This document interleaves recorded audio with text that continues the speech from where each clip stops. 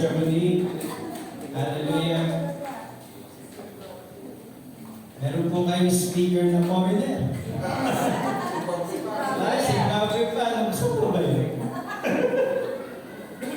Amen. Anyway, magandang umaga po muli sa inyo, mga anak ng Diyos. Praise God. Hallelujah. Kamusta po kayo? Amen. Araw-araw po pinagpapala tayo ng Panginoon. Sige po, habang inaayos na po pala. Samahan niyo po ako sa panalangin. Pray po tayo. Panginoon, maraming salamat. Sapagkat naririto ang Panginoon sa aming harapan. At we acknowledge your presence, Lord. Dahil namin na patuloy kayo na mag-usap. Patuloy kayo, Panginoon Diyos, na magbukas ng aming mga mata, espiritual. Ngayon din, Lord, na aming mga tengang espiritual. At hayaan mo habang kami ay nakikinig, gawin mo nga pong mayaman lupa ang aming mga puso. Hayaan mo yung mga salita ay matanim. At ito, Panginoon Diyos, ay lumugo at magugat. At hayaan po ninyo, Panginoon, na ito ay mamunga ng may tig-30 po, 60 po, at naway, higit sa lahat, Lord, maging 100.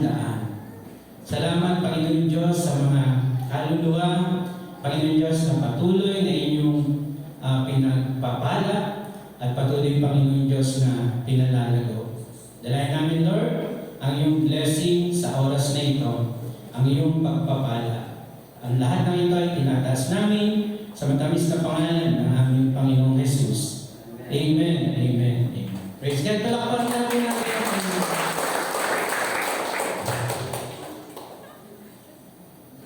Ang ating pong topic, may kita po ninyo. Sabi po, the power of conversation.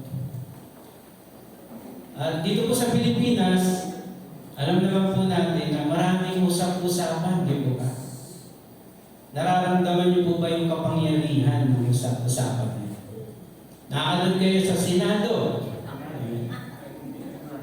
Diyan lang sa tabi-tabi, mga marites. Ano yung kapangyarihan meron doon? Di ba? Negative power. Pero dito po, yung ating pong tema, ipapakita po sa atin ng Panginoon na yung kapangyarihan ng conversation na ito na nagdudulot ng pagpapala. Ito po yung team natin. Jesus demonstrated the power of conversation. Tingnan po natin, no? Basahin po natin yung ating text sa John chapter 4, verse 1 to 30. Basahin po muna natin. Now Jesus learned that the Pharisees had heard that he was gaining and baptizing more disciples than John. Although in fact, it was not Jesus who baptized, but his disciples. So he left Judea and went back once more to Galilee. Now he had to go through Samaria. So he came to a town in Samaria called Sychar, near the plot of ground Jacob had given to his son Joseph. So what does it say?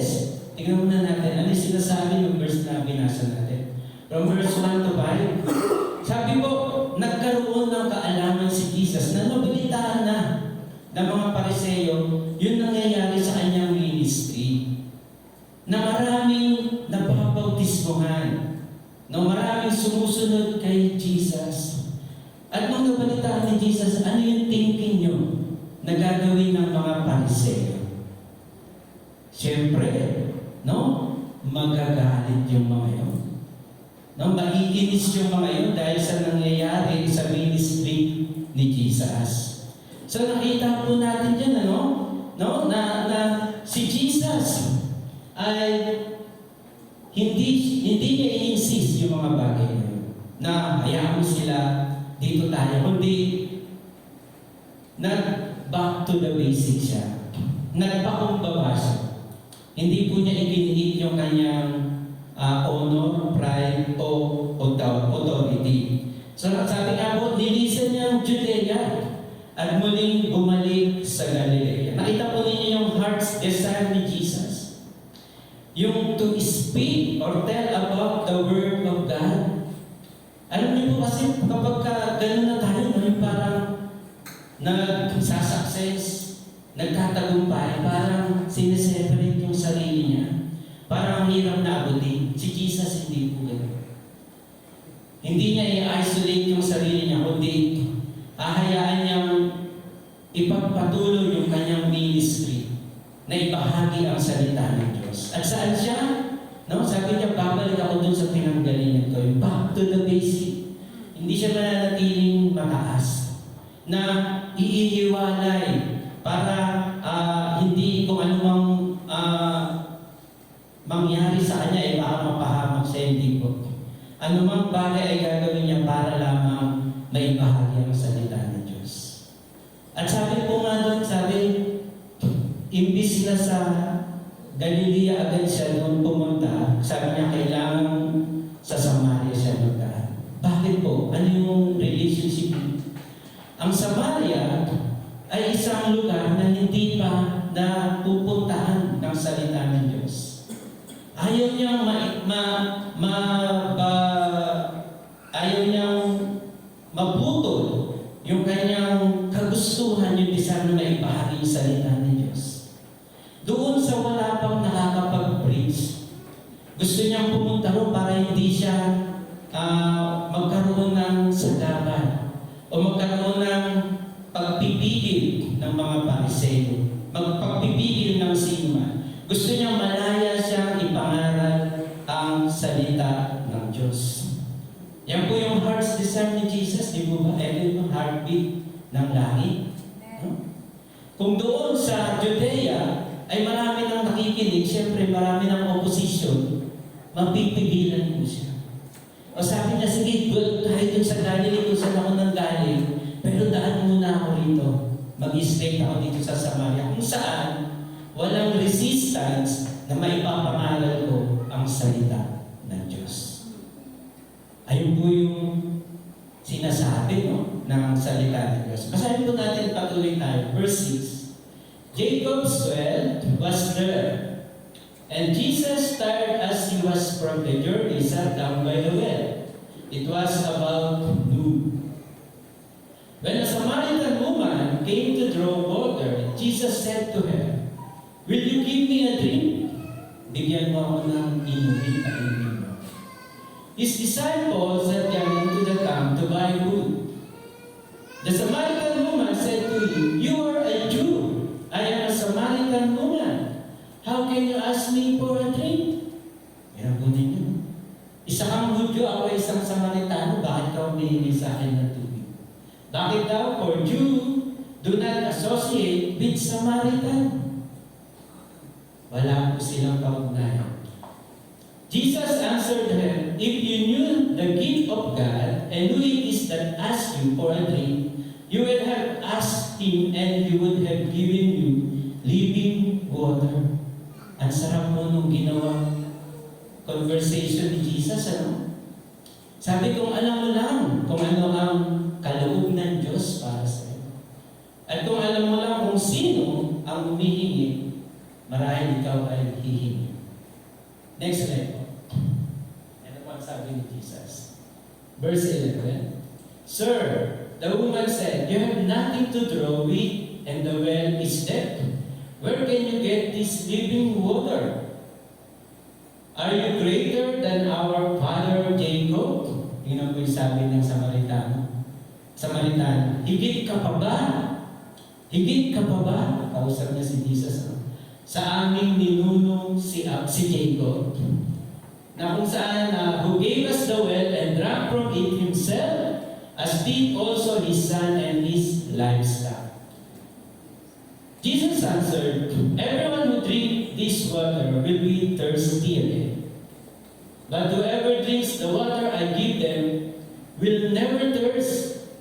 Indeed, the water I give them will become in them a spring of water welling up to eternal life." Ang sarap po ng sagot ni Jesus. Napaka importante po ng tubig sa lugar nila.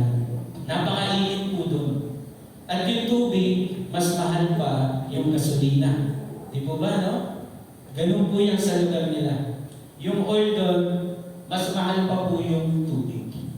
Kaya, dito po, pinokos ni Jesus dahil nasa balon din sila. Next slide po. The woman said to him, "Sir, give me this water, so that I won't get thirsty and have to keep coming here to draw water." Ang ganda po ng usapan nila. Sabi ko, ang Panginoon ang nagpasimula ng usapan. Kasi hindi nga sila nag-uusap eh. Di ba? Wala pang nakakapunta rin pag sino pumunta mo yun, hindi ka kausapin. Pero si Jesus nagpauna siya. Sapagkat para mawin mo ang isang tao para sa Panginoon, huwag mong ititiko ang iyong bibig. Amen po ba? Napakahalaga po ito kay Jesus. Nung nalalaman na ng Pariseo na siya ay nagtatagumpay, ano yung naiisip ninyo? Nagkakaroon na ng plano yung mga oposisyon. Amen po ba? Kaya nga si Jesus hindi na makapasok sa Jerusalem, sa Judea.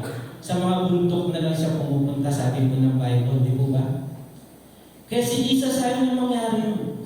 Sabi niya, back to the basic tayo. Hindi pa pwede yung ganito. Kaya nga, sabi niya, para lalo siyang ganahan, no? Sana maging magandang prinsipyo ito sa atin. Pinuntahan niya yung wala pang nakakapunta at yung malaya siyang makakapag-preach. Amen? Makakapagpahayag ng salita ng Diyos. At nakausap niya nga po yung Samaritan woman. Sapagkat para kung gawin natin ang soul, madala natin sa Panginoon, hindi dapat nakatigong ang ating bibig. Tama po ba? Ha?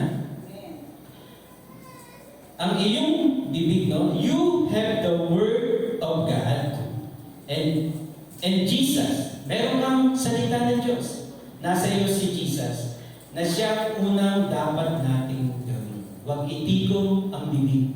Amen? Nasa iyo ang salita ng Diyos at kasama mo si Jesus. So, ano ibig sabihin na yung words na yun? Jesus breaks the wall of separation. Amen po ba? Through conversation, no? Hindi nag-uusap ang mga Hudyo, ang mga Samaritana, nauna na siya. Jesus break the wall of separation. Isa po yun sa power ng conversation. Amen po ba? Huwag natin itikog ang ating mga bibig. Patuloy po tayo. Tingnan po pa natin. The fact is, you have had 5 husbands, and the man you now have is not your husband. What you have just said is quite true. Sir, the woman said, I can see that you are a prophet. Our ancestors worship on this mountain. But you Jews claim that the place where we must worship is in Jerusalem. Next slide. Woman, Jesus replied, believe me, a time is coming when you will worship the Father neither on this mountain nor in Jerusalem. You Samaritan worship what you do not know. We worship what we do know, for salvation is from the Jews. Yet a time is coming and has now come when the true worshipper will worship the Father in the Spirit and truth. And in truth. For they are the kind of worshipers the Father seeks. God is Spirit, and His worshipper must worship in the Spirit and in truth. Next slide. Hanggang 27. The woman said, I know that Messiah is coming. When He comes, He will explain everything to us. Then Jesus declared, I, the one is speaking to you. So doon po sa conversation nila, no, sinamantala po ng Panginoong Yesus ang bawat pagkakataon na sabihin ang katotohanan. Pagkakataon na, no? Yung babae, no? Nagkaroon na ng interest kay Jesus na wala na yung wall of separation. So pagkakataon na sabihin ni Jesus, no, ang katotohanan at ang pangangailangan spiritual sa bawat usapang magaganap. So pag nag-uusap pala, pagkakataon natin ito para masabi ang katotohanan tungkol sa salita ng Diyos at tungkol sa mga espiritual na bagay na maaaring kailangan ng ating kausap. Amen po ba? Sapagkat ang usapang na magaganap na tanging sa Diyos lamang ay makakasumpong tayo ng pagpapala gaya ng ginawa ng ating Panginoon Jesus. So Jesus first breaks the wall of separation. Ngayon po, doon sa conversation, Jesus builds bridge of connection. Amen? No? Kino-connect siya dahil separated siya nung una. Hindi niya alam ang kaloob ng Diyos. Hindi niya kilala kung sino si Jesus ngayon. From Jew, naging serf, naging prophet, ngayon naging Messiah. No, nagkakaroon po ng connection. He builds bridge of connection. Tuloy po tayo, verse 28 to 30. Then, leaving her water jar, the woman walked back to the town and said to the people, "Come, see a man who told me everything I ever did. Could this be the Messiah?" They came out of the town and made their way toward him. So sa sandaling pakikipag-usap na yun sa Panginoon, ang babaeng Samaritana ay nakatagpo ng panibagong buhay. Amen po ba? No? May kita po natin yan mamaya. So doon tuwing mainit na tanghaling tapat lang siya mag-isa lang. Pero ngayon nakita natin, pumunta siya sa syudad at ipinangaral ang Panginoong Jesus. No? Sabi po, sa sandaling pakikipag-usap niya sa Panginoon, ang babaeng Samaritana ay nakatagpo ng panibagong buhay sa isang mundong kasama ang Diyos. Una, nakita po natin, iniwan niya yung banga ng tubig at napasabayan at nagpahayag sa mga tao. Ano pong nangyari? Yung power ng conversation. No? The Samaritan woman Jesus brought her into new world.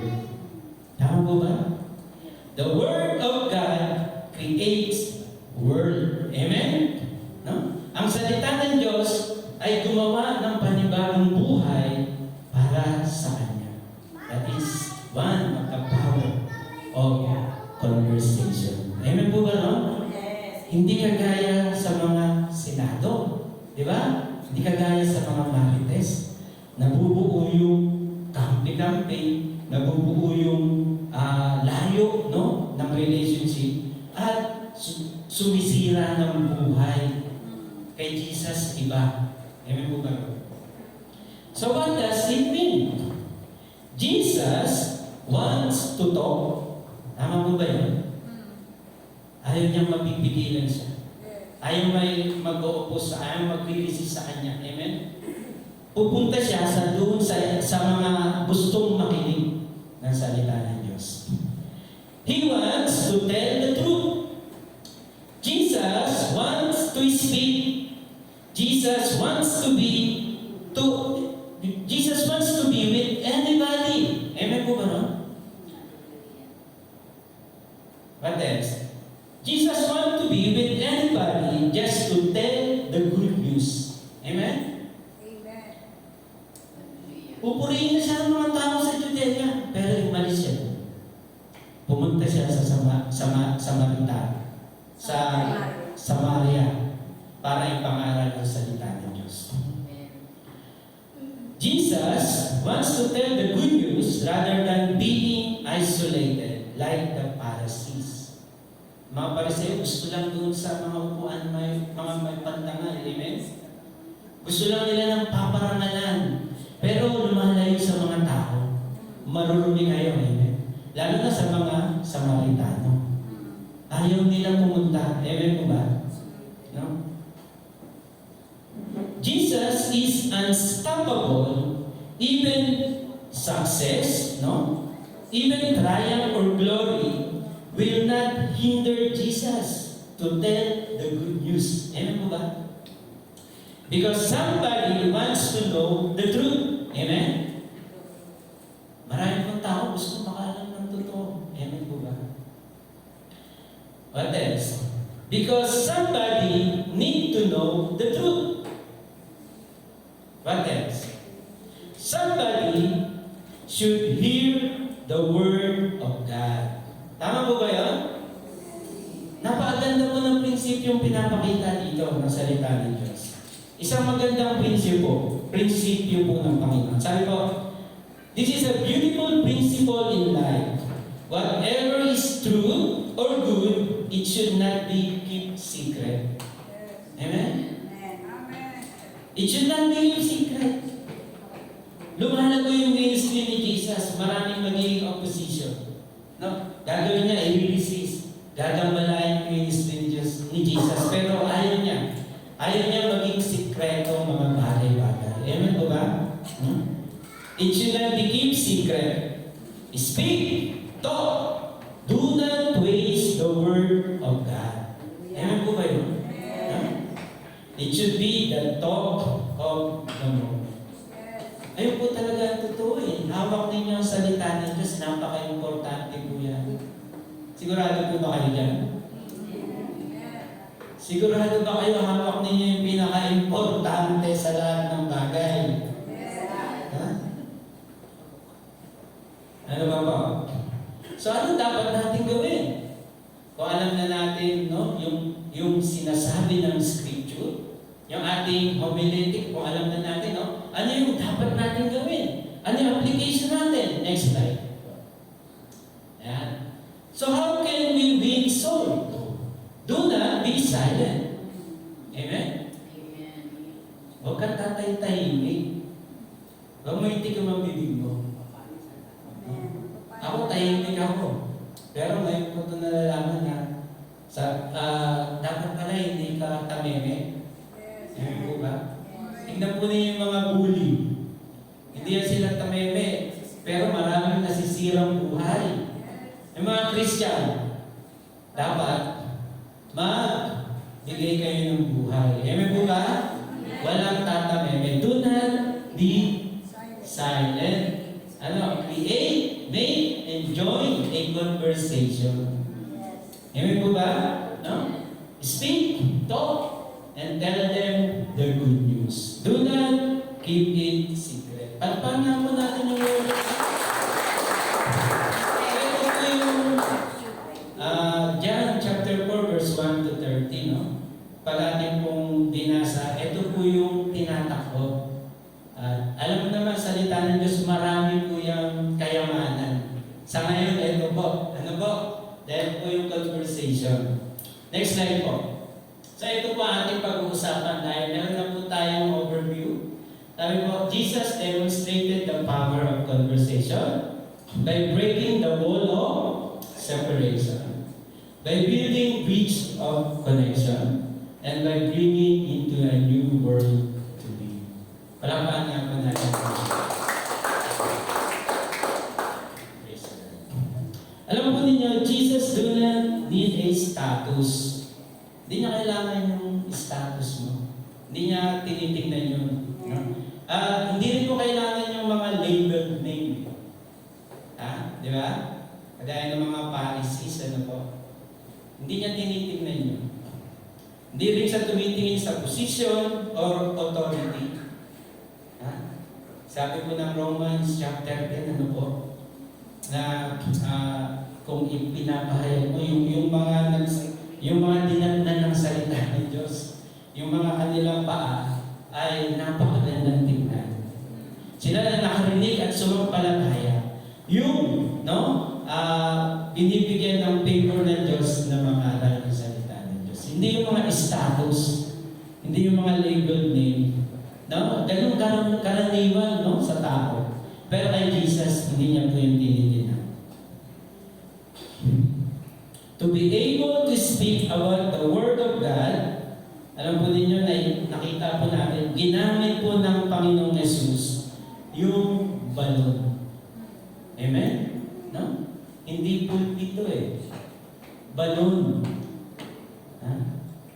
Saan sila nag-usap? Sa balon. So makikita po natin yung isa sa mga dinemonstrate ni Jesus yung power ng conversation. Tingnan po natin yung unang points natin, yung break the wall of separation. Napansin po ninyo, no, na doon si Jesus hindi siya kilala ng Samaritan. Maaaring isipin sino ba itong tao na ito na nagsasalita. Basta ang pagkakaalam niya, isa siyang Hudyo. Yan. No? At si Jesus, sinimulan niya sa pamamagitan ng siya ang unang gumawa ng mapag-uusapan. Yan. Sila kasi separated. Hindi sila nag-uusap, wala silang transaction. Lalo na patungkol sa kanilang relihiyon. Yan. No? Basta pagdating sa relihiyon, ang mga Hudyo ang pinagpapala at ang mga Samaritana ang siyang hindi karapat-dapat sa harapan ng Panginoon. Kaya dito po si Jesus, siya po yung unang gumawa ng mapag-uusapan. Ano pa sabi ni Jesus? Kung nalalaman mo lang kung ano ang kaloob ng Panginoon. Yan. Alam po ba ninyo, isa sa mga nagbibigay ng separation, no, sa Diyos, ay yung pong ignorance. Amen po ba? Marami pong tao ngayon, marami silang alam na salita o kaya alam tungkol sa mga makamundong bagay. Amen? Mga sa ilalim lang ng langit. Amen po ba? No? Pero po, kulang sila ng pangunawa o kaalaman patungkol sa salita ng Diyos. Tama po ba? Kung kaya, ang kaalaman po na ito ay naglalagay po ng harang sa kanilang relationship sa Diyos. Amen? Ha? Hindi nyo yata alam ha? Noon po, nung hindi nyo alam yung salita ng Diyos, ang lapit nyo po ba sa Panginoon? Nagwa-wonder tayo, di ba? Para tayong tupang ligaw, sabi mo ng salita ng Diyos. No, pero nung dumating si Jesus sa buhay natin, no, sabi, hinanap niya yung nawawala. Amen? At nung natagpuan, narinig yung salita ng Diyos, sabi, ang aking tupa ay nakikinig ng aking salita. Amen po ba? No? So yung ignorance na yun ay naglagay para magkaroon po ng separation sa relationship ni Jesus. At sabi po, no, ni Jesus, kung nalalaman mo lang ang kaloob ng Diyos. Yeah. Maganda ba yun na malaman ng mga tao yung binibigay ni Lord? Yes. Ha? Magandang malaman yun, di po ba? Kaysa yung malaman nila yung kung ano-ano lang. No? Kung ano-ano lang, marami nalalaman sa Facebook, no, sa internet, marami silang nalalaman. At akala nila okay na yun. Pero, eto kay Jesus, kung nalalaman mo lang yung kaloob mula sa Diyos. Amen po ba? At sabi kung sino si Jesus. Tignan po natin yung 1 Peter chapter 1 verse 14. Sabi po,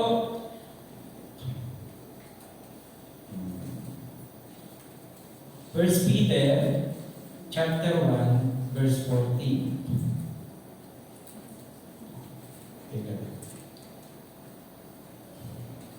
Sabi po, sa kanyang sariling kalooban ay kanya tayong ipinanganak, ay hindi po yan, 1 Peter 1:14.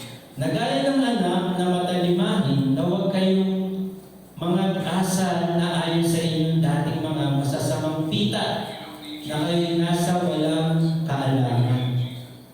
So, ibig sabihin yung walang kaalaman pala ay namumuhay sa masasamang pita. Amen po ba ron? Yung mga taong ignorante sa salita ng Diyos ay maaari siyang mamuhay sa masasamang pita. Tama po ba? Kaya akala nila, maganda yung kinikilos nila, maganda yung pamumuhay nila sa harapan ng Diyos. Pero Pero ignorante sila sa salita ng Diyos na sila pala ay namumuhay sa masasamang dita. Pero sabi ng James chapter 1 verse 8, sa kanyang sariling kalooban ay kanya tayong ipinanganak sa pamamagitan ng salita ng katotohanan. Ano daw po? Ipinanganak kayo saan? Salita ng katotohanan. Ano po yun? Yung salita ni Jesus. Ito yung nagbigay sa atin ng bagong buhay. Amen?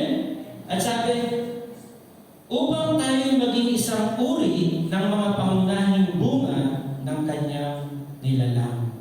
Yan. Nung narinig natin yung salita ng Diyos, unti-unti tayong nababago. Yung dating masama nating pamumuhay ay unti-unting nawawala. At ipisinisilang tayo sa pamamagitan ng kanyang salita. Amen po ba? Kaya kapag naririnig natin yung salita ng Diyos, wow! Nagbibigay pala ito ng buhay sa atin. Amen po ba? Kaya sabi ni Jesus, kung nalalaman mo lang ang kaloob ng Diyos. Once na ito ay pinapahayag natin sa kanila, nalalaman nila ito, nagdudulot to sa kanila ng pagpapala. Amen? Parang hindi ko alam kung malampak naman kayo. Hindi nyo ba na-experience yun? Na dati akala nyo tama yung ginagawa nyo. Ignorante kayo sa salita ng Diyos, pero nung narinig yung salita ng Diyos, wow! Nagkaroon ako ng bagong kaisipan, bagong buhay, bagong puso. Yung separation natin nawala, no? At naging malapit tayo sa Panginoon. Ano sabi ng 1 Peter chapter 2 verse 15? Sapagkat siyang kalooban ng Diyos na dahil sa paggawa ng mabuti ay inyong mapatahimik ang kamangmangan ng mga taong palalo. No? Yung pagka-ignorante nila, nagdudulot to sa kanila ng kapalaluan. Kaya nga maraming matatabil yung tila, ang gagaling magsalita, pero imbis na mag-construct, sabi ni Sister Mercy dun sa constructive words, amen? Lalong nagkakaroon ng barrier, nagkakaroon ng wall. Amen? Pero si Jesus hindi. Gusto niya ipaalam ang kalooban ng Diyos.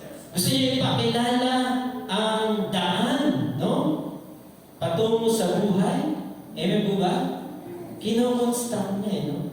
Yung una mo na, inaalis niya yung build, yung wall. Amen? Brini-break po niya ang bagay na yun. Ephesians 4:18, sabi ko, sa kadiliman ng kanilang pag-iisip ay nangahiwalay sila sa buhay ng Diyos. No, yung kadiliman ng kanilang pag-iisip, nalayo daw sa buhay ng Diyos. Ito yung mga walls, no, na nagsiseparate ng kanilang relationship sa Panginoon. Ha? Sabi po, yung kanilang kadiliman ng kanilang pag-iisip. Dahil sa kahangalan nga na nasa kanila, dahil sa pagmamatigas ng kanilang mga puso. So, ang kapangyarihan, no, nung usapan na maririnig yung salita ng Diyos ay napakaganda. Sapagkat the power of conversation helps people to be aware from the subtleness of sin. Amen? Yung bang pakunwari ng pandarayan ng kasalanan by exposing sin in the light of truth through the Word of God. Tama po ba yun? No? Kapag may usapan, bag may itikom ang bibig mo. No? Opportunity po yun para kahit hindi nasa entablado.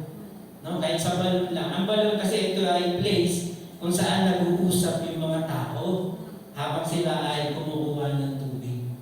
No? Kapag nandun ka, sa pagkakataon na yun, wag mo itikom ang bibig mo. Hayaan mo malaman nila kung ano ang kaloob ng Diyos. Amen? siyempre may kinig ka rin muna. Di ba?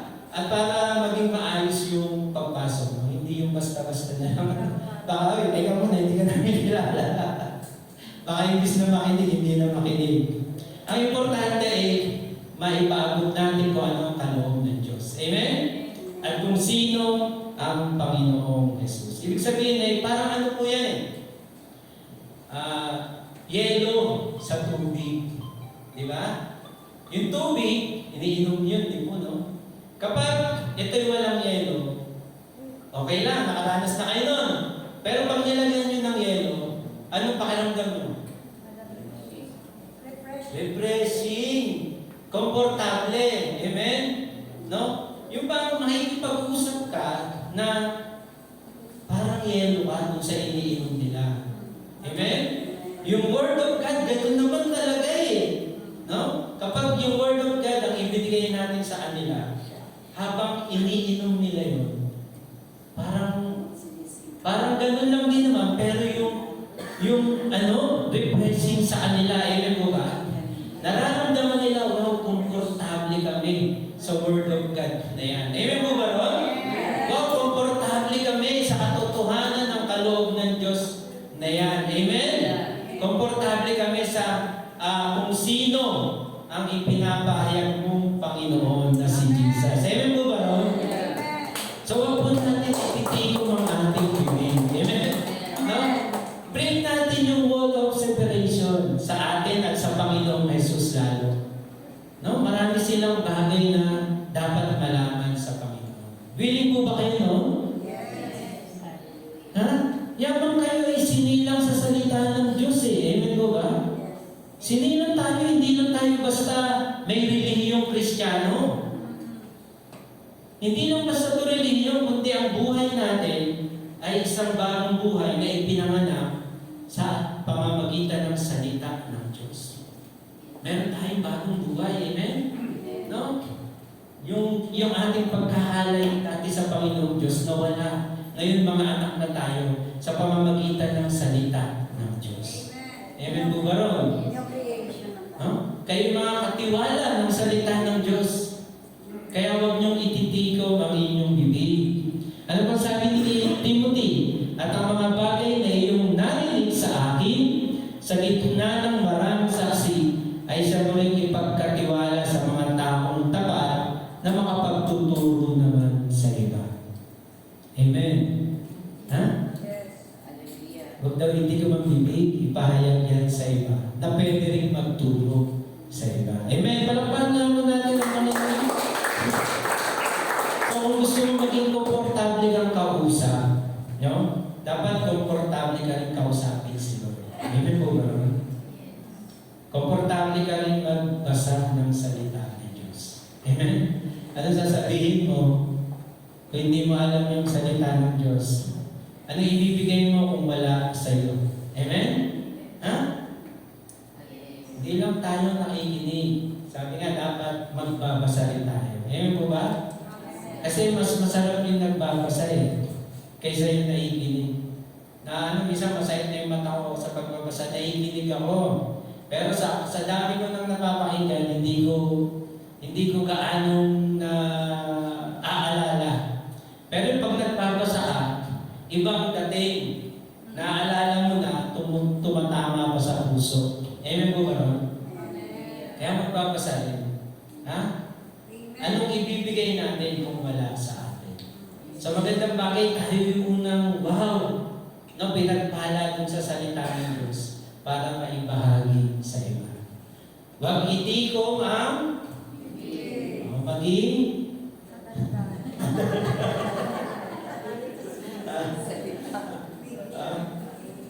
maging madaldal para sa Panginoon. Amen.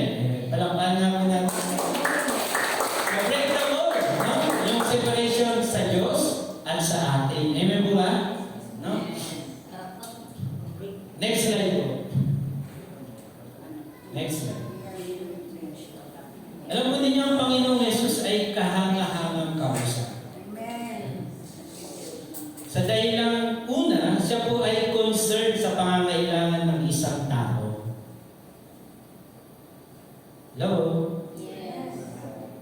Concerned po siya sa ating mga pangangailangan. At gayon din sa pangangailangan ng ibang tao. Alam po ninyo, His empathy shows to the Samaritan woman, unlike the Pharisees. They only concern for their own righteousness. No? Si Jesus talagang hindi niya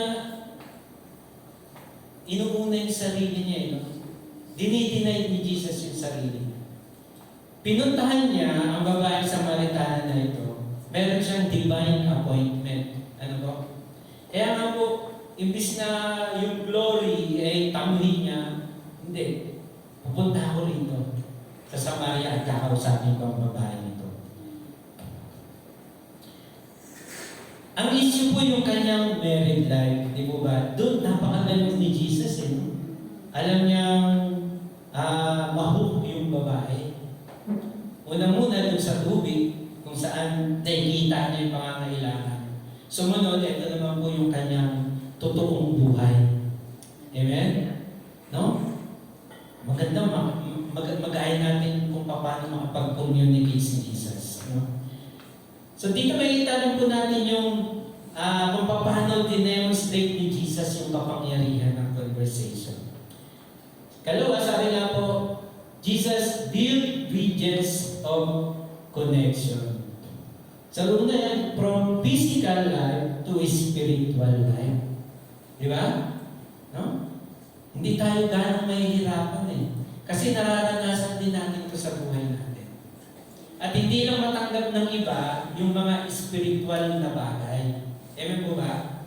No? Para sa kanila parang ang hirap tanggapin yung sinasabi natin. Amen? No? Pero tingnan po natin si Jesus. Tingnan po ninyo yung Samaritana na to. Ang pagkakatingin niya kay Jesus, Hudyo lang. Isang simpleng Hudyo. Pero ang katagalan, naging Sir na Ginoo. Meron ng respect, amen? Meron ng paggalang. Sabi, pag nagsasalita, maging tao na. Pero kapag andun na, nakikita nilang concern ka, dito mabait ito. No? Parang maganda yung sinasabi niya. Di ba? No? Hanggang sa dumating sa, propeta ata ito. Hanggang sa naging, pagdating dito ng Messiah, sasabihin niya ang lahat. No, parang nagkakaroon siya nung connection tungkol doon sa pakikipag-deal niya sa Panginoon. Tandaan po natin, ang mga tao naghahanap sa Diyos. Amen? Hindi lang tayo. Amen po ba ron? Hindi lang tayo. Amen? Maraming tao naghahanap sa Diyos. At dahil sa kanilang pagiging ignorance, yung wall na yun, no? Napakalayo nila sa Panginoon. At kaya natin makonect natin sila. Amen po ba? So nakita po natin dito, sabi po, from unknown worship to true worshiper, marami pong gustong makilala ang Diyos. Gustong totoong magpuri sa Panginoon. Amen po ba? The Samaritan woman is longing for God. It shows how he questioned Jesus about God. Nakita po ninyo, yung pag-uusap nila ay patungkol sa Panginoong Diyos. Marami tayong problema na naririnig na usapan. Pero ang totoo niyan, naghahanap sila ng kasagutan tungkol sa Diyos. Amen po ba? Sana may courage tayo, natin hindi ko yung bibig natin. Ano? Amen? No? Huwag natin isara. Maging malaya po tayo na magsalita. So sabi po rito, some people wants to hear God talk to them. Some people ask guidance from God. Pero who will talk to them? Sino po ba? Sino? Hindi kayo? Sino po magsasalita nito? Para sa kanila? Ayaw niyo yata eh. Ha? Ayaw niyo? Ano ba sabi ng John 10:35? Sabi po dyan, John chapter 10, verse 34 muna. Sabi po, sinagot sila ni Jesus, Hindi ba nasusulat sa inyong kautusan, aking sinabi kayo'y mga Diyos? Kung tinawag niyang mga Diyos, yung mga dinatnan ng salita ng Diyos. Sino daw? Sila na mga dinatnan ng salita ng Diyos. Sino yun? Mga Kristiyano. Kasi kayo ay sinilang sa salita ng Diyos. Kayo ay nabubuhay mo rin sa salita ng Diyos. Ewan mo ba? Napaka-different din yun noon. Sarili nyo lang, o kung sino-sino lang na taong ina-idol nyo. Pero ngayon, sa salita ng Diyos kayo lumalakad. Nabubuhay kayo ngayon sa salita ng Diyos. Ewan po ba? No? At kayo ngayon yung katiwala ng salita ng Diyos na siyang maghahayag ng salita ng Diyos sa mga taong naghahanap sa Diyos. Amen po ba? Pagkakataon po ito, yung mga conversation na to para ibahagi ang salita ng Diyos. Amen! Amen. Palampahan na po natin mga marami kayo. Tulog na kayo katabi nyo. Ikaw. O ako. No, ang magsasabi ng salita ng Diyos sa kanila.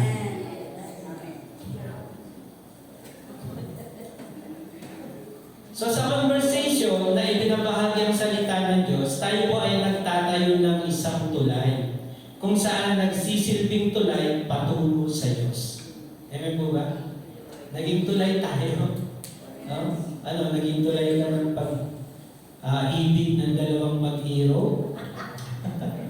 O gusto mo maging tulay ka ng kaluluwa para sa Diyos? Tingnan po ninyo yung Marikina River, di ba?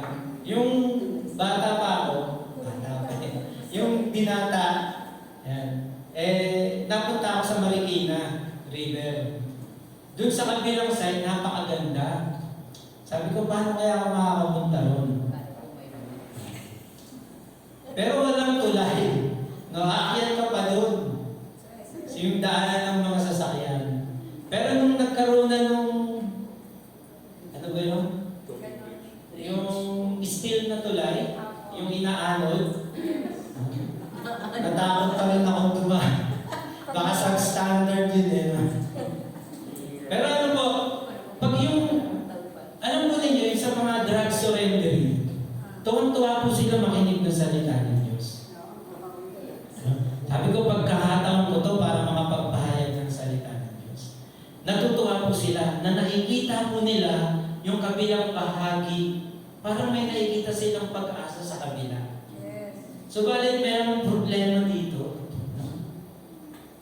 May problema parang ang hirap nilang pumunta ron. Parang ang hirap. Pero tayo, kapag sinesyaran natin sila, gumagawa tayo ng tulay para lakarin nila patungo dun sa pagpapala ng Diyos. Po ba? Ganun po yun eh. Nasa sa kanila po yun. Pinapakita po ng salita ng Diyos yung mga mabubuting bagay. Pero kung walang tulay, ang hirap makapunta po yun. Amen? Nasa sa kanila na po yung sarili po nila. Sarili po nila ang lalakad dun sa tulay na yun. Di ba? Yung sa mga salita ng Diyos na panghahawakan niya para makita po, makamit po niya yung mga pagpapala ng Panginoon. At least nagbibigay tayo ng tulay para sa kanila. Amen? Hindi lang basta-basta makita lang nila, ang ganda nga. Ang ganda nga. Ma-experience nila. Amen? No? Ang ganda nga ng salita ng Diyos. So, sarap. Siguro kapag mapuntahan ko nga yun. Amen? No? Hindi lang basta makita, masulyapan, kundi magkaroon ng tulay at maranasan nila yun. Amen? So, sino daw magsasalita? Tayo Maraming usap-usapan ngayon sa Pilipinas. Araw-araw may usap-usapan, pwede po tayo. Amen? No, itikom ang ating bibig.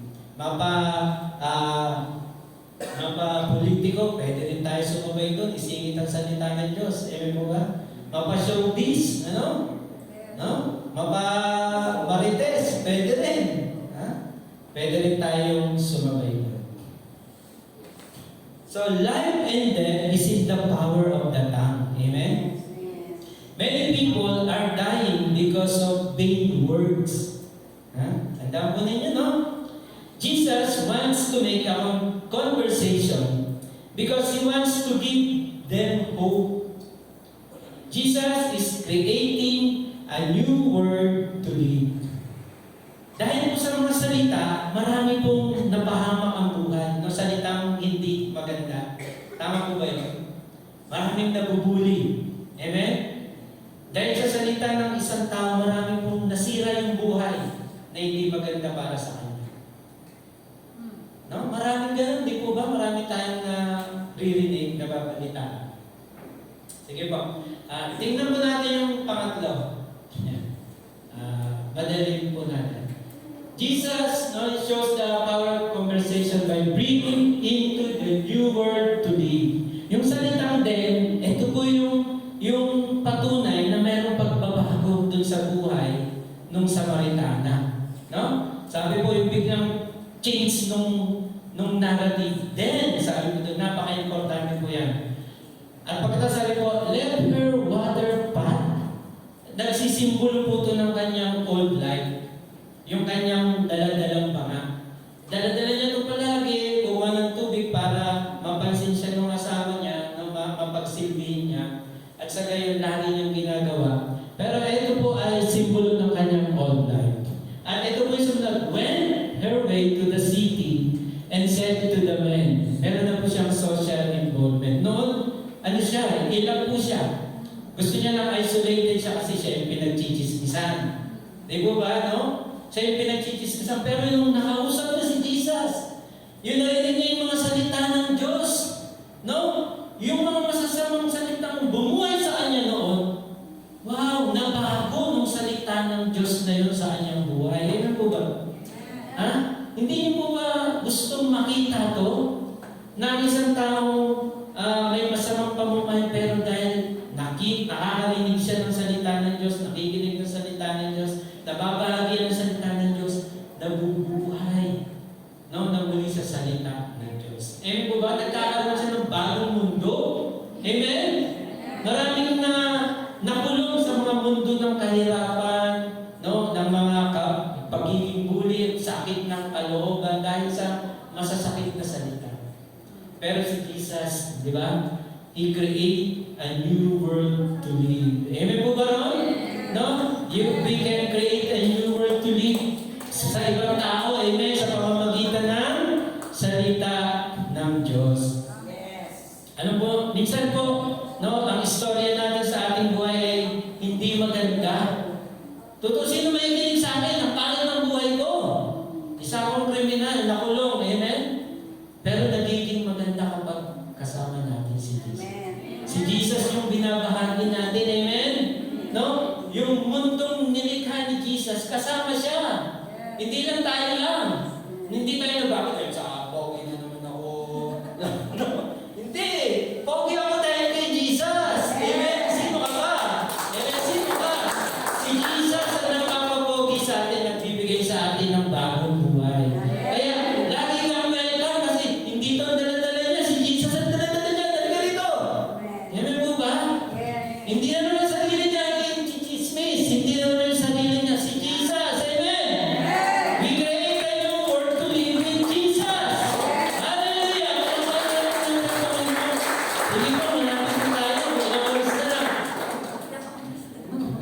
Look how powerful a conversation is. Kung tatanggapin nila at paniniwalaan ang salita ng Diyos, may isang kaluluwa na madadala sa Diyos. Amen po ba?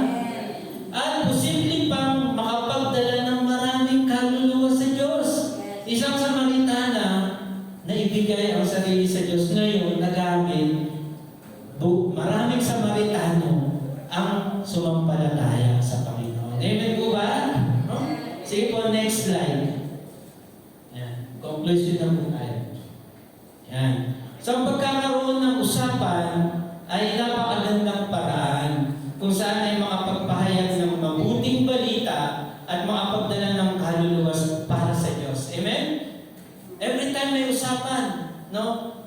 Gumawa ka ng tiyempo para makapagpahayag tayo ng salita ng Diyos. No? Pag-aralan po natin. Kaya napaka-importante ng ating bibig, ano ba to? Kaya napaka-importante sa ating bibig ay marinig salita ng Diyos na buhay. Nararapat na ito ay huwag itikong, kundi nakahanda sa lahat ng oras para magpahayag ng salita ng Diyos. So communicate like Jesus. So train yourself. Amen? Train yourself. Read, memorize, apply the Word of God. Enhance your communication. Napaka-importante rin po yung 4-in-1, ano? And 4-in-1 po, yung 4 muna po mag-usap-usap kung paano gagawin na kanilang maaabot yung isa.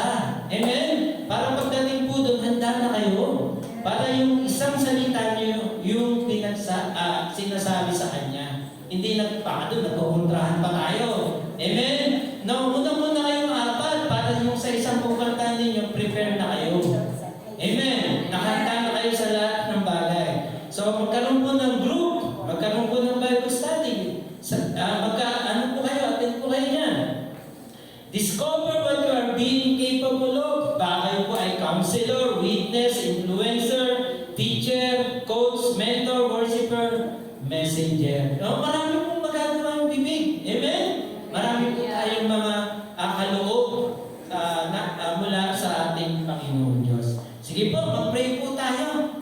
At marami po tayong gagawin. Praise God. Lord, maraming salamat sa bawat isa na patuloy na nagpapala. Pinagpapala mo na yung salita. Hayaan nga po ninyo, Panginoon, ang mga salita mo ay tumimo sa aming mga puso. Ito ay, Panginoon Diyos, lumago, at mamunga, Panginoon. Sa iyo, Lord, God, ang papuri, pasasalamat, pagluwalhati. Hayaan mo, Lord, ang aming mga bibig ay hipuin mo, langisan mo, upang, Panginoon Diyos, gamitin para ipaalam ang iyong kalooban at ipakilala ang aming Panginoong Jesus. May we break the wall of separation and we build bridges and create a new world sa mga tao, Panginoon Diyos, na naghahanap sa iyo. Sa iyo, Lord, ang papuri sa matamis na pangalan ng aming Panginoong Jesus. Amen. Amen. Palakpakan